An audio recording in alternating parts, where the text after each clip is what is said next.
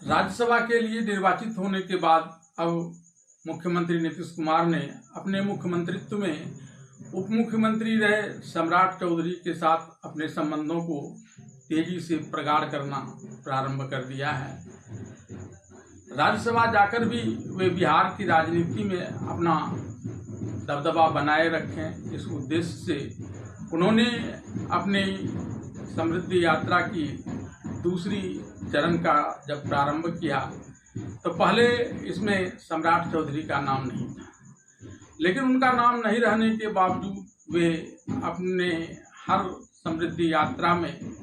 जब से उन सम्राट चौधरी को साथ लेकर जाने लगे और जब जमुई में उनका समृद्धि यात्रा का कार्यक्रम चल रहा था और तब वहाँ मंच पर जेडीयू के, बीजेपी के और एनडीए के अन्य घटक दल के नेता मौजूद थे। लोगों की भारी भीड़ भी वहाँ उपस्थित थी। तब अपने बेटा निशांत कुमार के बारे में कुछ नहीं कहा, बल्कि सम्राट चौधरी के बारे में यह कहकर कि अब हमारा बाकी काम बिहार में सम्राट चौधरी ही संभालेंगे, सबको चौंका दिया था। और वे यह कहकर ही शांत नहीं हुए, बल्कि उन्होंने सभी लोगों से जो वहाँ मौजूद थे उनसे यह आग्रह भी किया कि वे बिहार में उनके बाद जब बीजेपी अपना मुख्यमंत्री बनाएगी तो सम्राट चौधरी को ही बनाने के लिए वे लोग बीजेपी को बाध्य करें, और फिर सबकी इस बारे में सहमति भी ले ली। यह बात नीतीश कुमार राज्यसभा में जाने की जब चर्चा प्रारंभ हुई थी तभी उन्होंने एक ट्वीट किया था कि राज्यसभा में जाकर भी वे बिहार की राजनीति में अपना दमखम बनाए रखेंगे और लोगों के लिए काम करते रहेंगे। आज नीतीश कुमार के बेटे निशांत कुमार को भी बड़ी आत्मीयता के साथ सम्राट चौधरी के साथ मिलते और बात करते हुए देखा गया। नीतीश कुमार के बाद अब हम पार्टी के राष्ट्रीय अध्यक्ष जीतन राम मांझी भी सम्राट चौधरी को ही बीजेपी के खेमे से बिहार का अगला मुख्यमंत्री बनाने के प्रयास में जुट गए हैं, और उन्होंने यह बात कही कि बिहार में नीतीश कुमार की ही चलेगी और नीतीश कुमार जिसे चाहेंगे वही मुख्यमंत्री बनेगा। उन्होंने कहा कि मुझे भी नीतीश कुमार ने ही मुख्यमंत्री बनाया था और आगे भी जिसे नीतीश कुमार चाहेंगे वही मुख्यमंत्री बनेगा, और अगर ऐसा होता है तो उन्हें इस बात की बड़ी खुशी होगी। नीतीश कुमार या जीतन राम मांझी के सम्राट चौधरी के मुख्यमंत्री से बनने से बड़ी खुशी होगी, यह इसलिए नहीं होगी कि सम्राट चौधरी से उनकी बड़ी आत्मीयता है, बल्कि इसलिए होगी क्योंकि सम्राट चौधरी के रूप में बीजेपी का मुख्यमंत्री बिहार में बनने पर उनकी जो राजनीतिक विरासत है दलितों की और महादलितों की, वह अक्षुण्ण बना रहेगा। नीतीश कुमार की महादलित और दलित पर खासी पकड़ है, और जीतन राम मांझी जो इसी समुदाय से आते हैं उनकी भी पकड़ इन्हीं जातियों पर है। ऐसे में अगर बीजेपी के नरेंद्र मोदी और अमित शाह की जोड़ी किसी दलित चेहरे को लाकर यहाँ मुख्यमंत्री बनाने में सफलता प्राप्त कर लेती है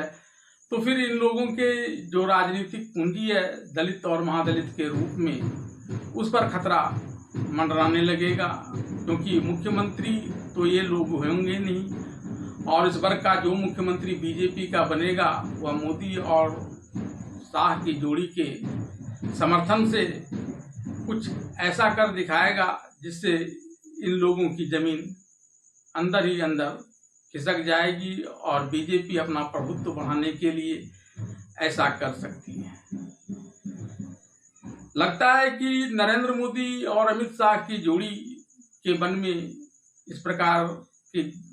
जो विचार चल रहे होंगे उनमें से कुछ मामला लीक हो गया होगा और तब इन लोगों ने सम्राट चौधरी के पक्ष में लामबंदी करना प्रारंभ कर दिया है। और यही वजह है कि बीजेपी को सम्राट चौधरी को बिहार का मुख्यमंत्री बनाने की जितनी हड़बड़ी नहीं है, उससे कहीं ज्यादा हड़बड़ी नीतीश कुमार को और जीतन राम मांझी को है कि बिहार में बीजेपी का अगला मुख्यमंत्री सम्राट चौधरी बने। हालांकि बीजेपी किसे मुख्यमंत्री बनाएगी, इसे नरेंद्र मोदी और अमित शाह की जोड़ी के अलावा कोई नहीं जानता है। यहाँ तक कि जिससे इस जोड़ी को मुख्यमंत्री बनाना है उसे भी इस बात की जानकारी अभी नहीं होगी और उन विधायकों को भी नहीं होगी जो अपने नेता के रूप में मुख्यमंत्री का चयन करेंगे, बल्कि इन विधायकों से पहले तो उस संदेश वाहक को इस बात की जानकारी मिल जाएगी जिसे नरेंद्र शाह और अमित शाह की जोड़ी इस बात के लिए चुनेंगे कि वह